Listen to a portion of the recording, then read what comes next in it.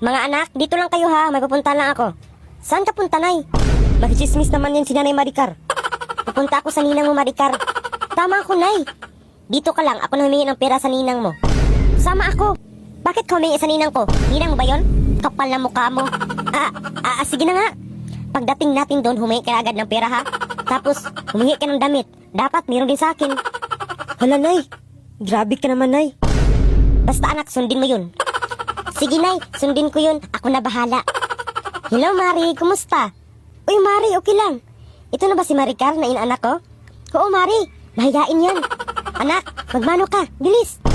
Pahinga pera. Ito oh. Kala ko mahihain.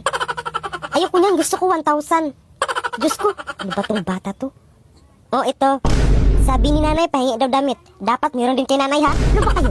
Kulang lang hingiin nyo ang bahay. Talaga? Pahingi bahay.